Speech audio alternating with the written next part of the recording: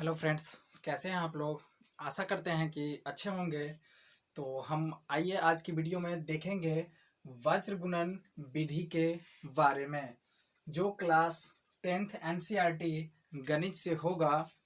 तो आइए हम वज्र गुणन विधि बहुत ही आसान तरीका से बनाएंगे। स्टूडेंट को प्रतिस्थापन विधि, विलोपन विधि तो बहुत आसान लगता है, लेकिन बहुत सारे बच्चे ऐसे होते हैं कि वज्र गुणन विधि का नाम सुनते ही उसके अंदर एक डर सा हो जाता है।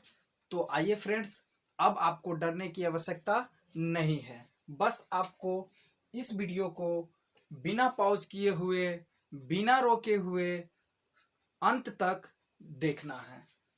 तो आइए हम वज्र गुणन विधि के बारे में जानेंगे। तो वज्र गुणन विधि जो हमें क्वेश्चन सॉल्व करना होता है, इस विधि से देखिए, इस विधि से हम 2 क्वेश्चन सॉल्व करेंगे और आगे जो हम प्रश्नावली सॉल्व करेंगे उसमें आपको खुद से बनाना है। यह आपके लिए एक होमवर्क या टास्क जो समझिए आपको खुद से करना है। तो आइए हम 2 क्वेश्चन वज्र गुणन विधि से सॉल्व करते हैं।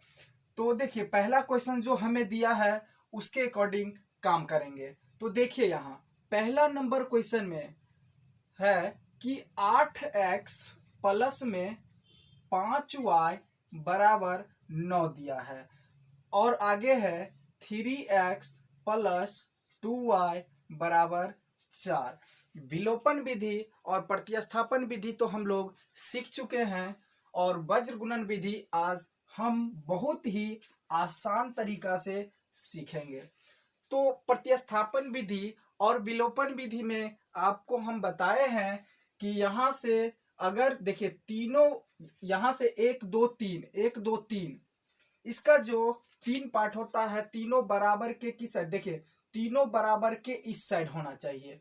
प्रतिस्थापन विधि में क्या होता है, x और y वाला टर्म जो होता है बराबर के बाएं साइड होता है, और केवल एक्स वाई वाला यानी विदाउट एक्स वाई वाला यानी केवल अंक वाला जो रह जाता है वह हम बराबर के दाएं तरफ ले लेते हैं। किस विधि से बनाने में, तो प्रतिस्थापन विधि और विलोपन विधि में। बस आपको यहाँ याद रखना है कि तीनों आ जाएगा इसमें बाएं तरफ, इसको याद रखना है। तो चलिए पहले हम इसको बाएं तरफ कर लेते हैं। तो यहाँ लिखेंगे 8x प्लस में 5y, और देखिए 9 है बराबर के इस साइड, प्लस में अगर हम इस साइड लाएंगे तो क्या बनेगा, माइनस में, और बराबर में लिखेंगे 0। आपको समझ में आ रहा होगा। तो चलिए 3x और प्लस में 2y और माइनस में 4 बराबर क्या होगा, 0।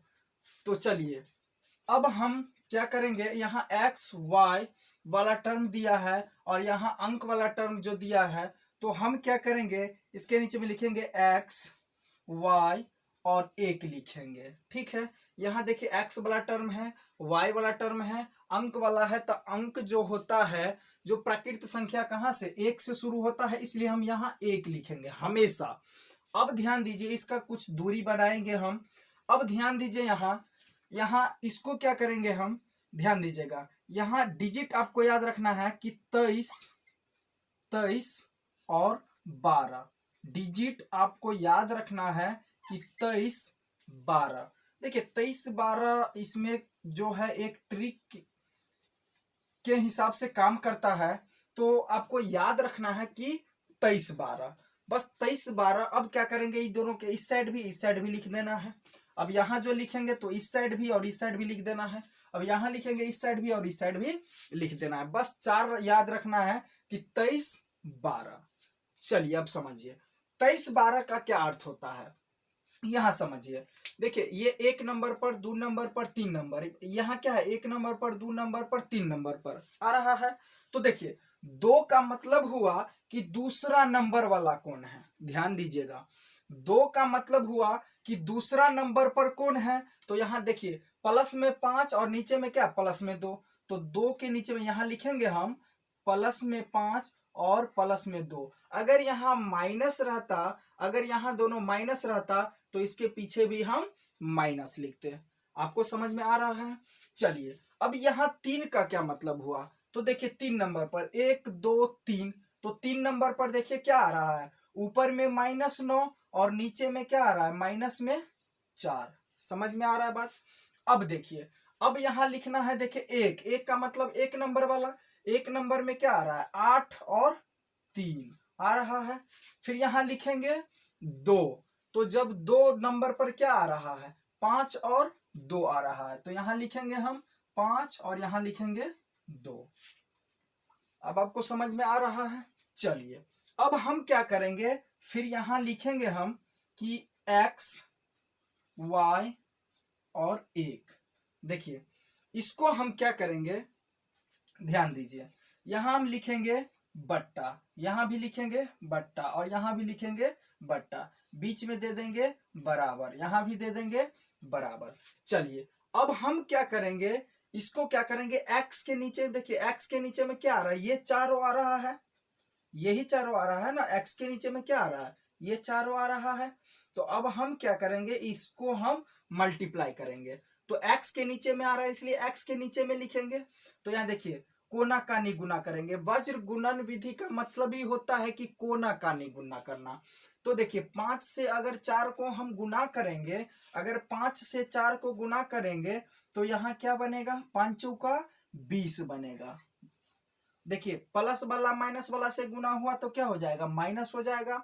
अब इसको गुना करेंगे, इससे पहले हम यहाँ माइनस लिखेंगे, मतलब इसको कोना कानी गुना करके, इसको गुना करके, इसको जो गुना करेंगे तो इसमें से क्या करेंगे, इसको घटाएंगे, हमेशा क्या करेंगे, घटाएंगे।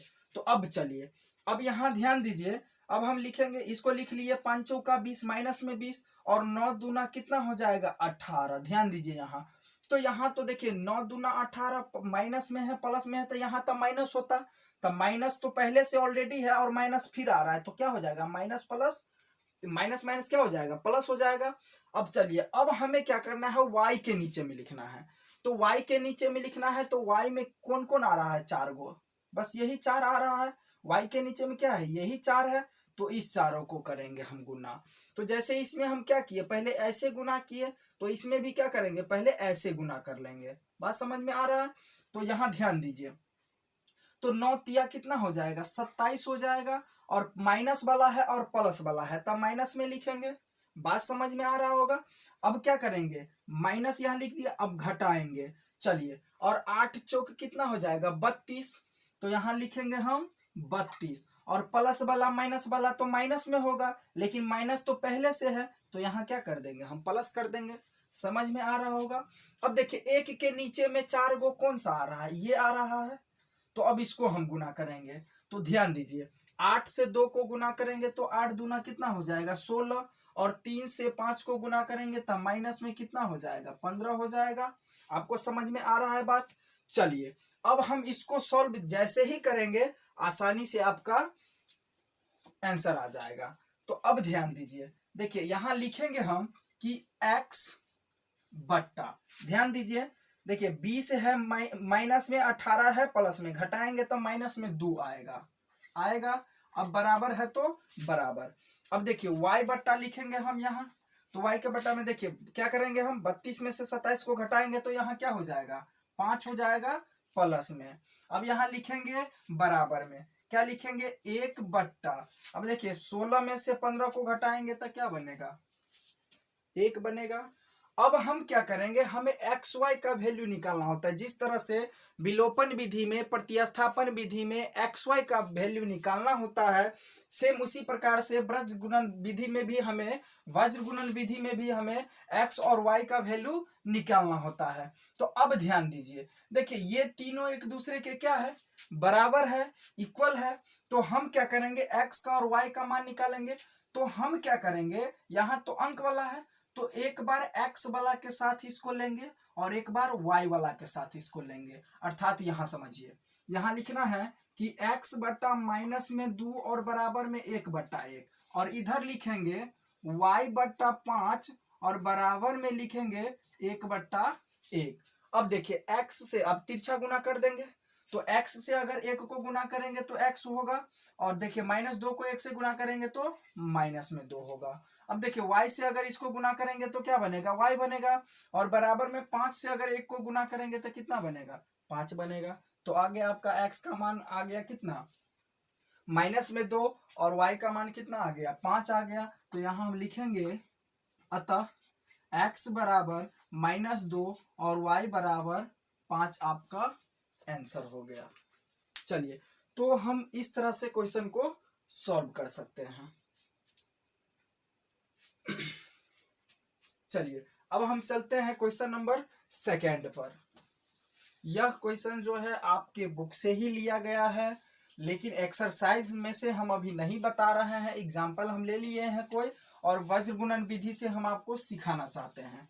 ठीक है, अगर आपको आगे जरूरत पड़ेगा प्रश्नावली में बनाना तो आप खुद से बनाइएगा। चलिए, अब हम दूसरा सवाल देखते हैं। तो दूसरा सवाल जो है वह है 2x प्लस में 3y बराबर 46, यहाँ है 3x प्लस 5y बराबर 74। चलिए, यही सवाल है। तो सबसे पहला काम हम इसमें क्या करेंगे, तीनों को हम क्या करेंगे, बराबर के इस साइड रखेंगे, तीनों को क्या करेंगे, बराबर के बाएं तरफ लिखेंगे। तो आ जाइए, इसको हम लिखते हैं 2x और प्लस में 3y माइनस में क्या हो जाएगा, 46 हो जाएगा, और यहाँ लिखेंगे 3x प्लस में 5y माइनस में 74, यहाँ बराबर 0 और यहाँ भी बराबर 0 लिखेंगे। अब देखिए, अब हम यहाँ लिखेंगे कि x y और 1, ध्यान दीजिएगा। अब डिजिट हम क्या बताए थे, 23 12, ठीक है। तो चलिए, यहाँ लिखेंगे हम 2, यहाँ लिखेंगे हम 3, यहाँ लिखेंगे 1, और यहाँ क्या लिखेंगे 2। तो आ गया 23 12। ध्यान रखना है आपको, यह जो है आपको इस सवाल में नहीं बनाया जाता है, लेकिन एक लिखने का तरीका है कि 23 12 आप डिजिट याद रखिएगा। ठीक है, ये जो हम दे रहे हैं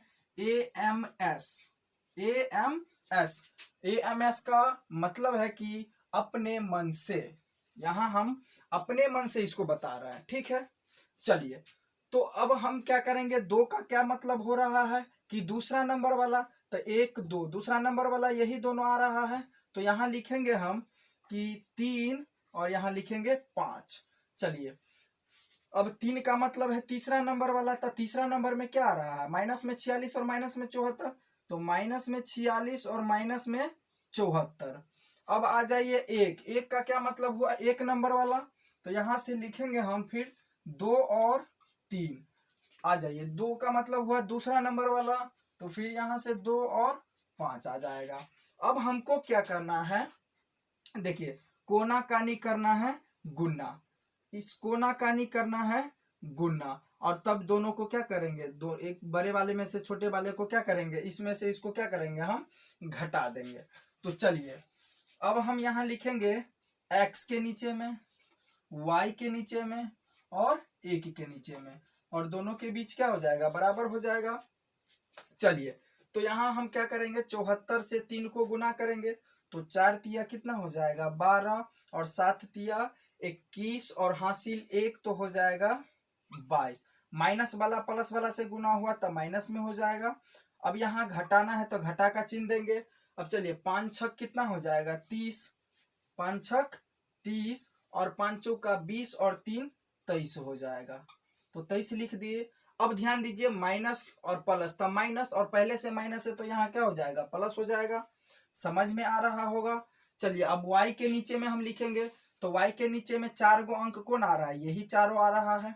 तो ऐसे अब हम गुना करेंगे, इसको इसके साथ गुना कर लेंगे पहले, फिर इसको इसके साथ गुना कर लेंगे, उसके बाद क्या करेंगे, घटा देंगे।